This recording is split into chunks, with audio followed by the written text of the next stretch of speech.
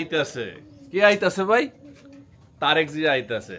তারেক জি আওয়াতে কিছু লোকের ঈদের দিন, আবার কিছু লোকের দুর্দিন। বলে হেডা কেমনে? আচ্ছা, এবার আমি বুঝায় বলি। তারেক জিয়া হইল এমন একটা নেতা যে বিএনপির শীর্ষ পদে অসীন।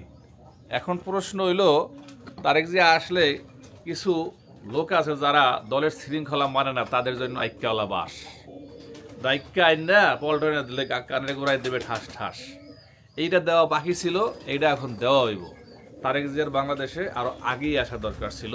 খুব শীঘ্রই পিয়ার পদ্ধতি নির্বাচনী পদ্ধতির মতো ঘোষণা দিছে তারেক জিয়া আইতে আছে। যেমন নির্বাচন ফেব্রুয়ারি মাসের প্রথমার্ধে হবে, কোন তারিখে হবে জানাই নাই।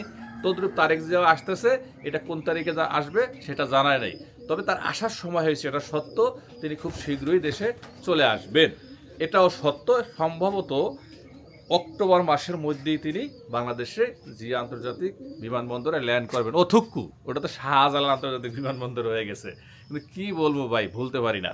যাই হোক, অনেকেই আমাকে ভুল বোঝেন, আর আমাকে অনেকেই এখন দেখা যায় বিদেশ থেকে ফোন করে হুমকি দামকি দিচ্ছেন। আমার জন্য ভালো হয়েছে।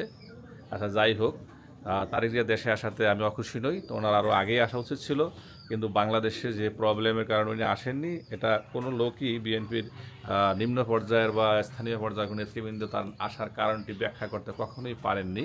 তবে আমি যেটা জানি সেটা হলো, উনি আসতে পারেন নাই, সেটার একমাত্র কারণ ছিল ভারতীয় আধিপত্য এজেন্টদের কারণে। এজেন্টরা কখনোই চায়নি তারেক জিয়া বাংলাদেশে চলে আসুক। আর বাংলাদেশে আসলে একটু প্রবলেম ফেস মনে করেছিল এরা, তার জন্য ওনাকে এদেশে আসতে বাধা সৃষ্টি করেছিল। আর উনি এদেশে আসলে হয়তো বা জীবন সংকটের মতো একটা সিচুয়েশনে পড়ার সম্ভাবনা ছিল ব্যাপক। এই কারণে উনি দেশে আসেনি। এখন হয়তো বা ওনার নিরাপত্তারাও সেরকম লেভেলের মজবুত করা হয়েছে, যার কারণে ওনার আসার সময় হয়েছে। আর এখন না এসে তো আসলে উপায়ও নেই, কারণ এখন তো রাষ্ট্রীয় নির্বাচন ফেব্রুয়ারি মাসে হয়ে যাচ্ছে।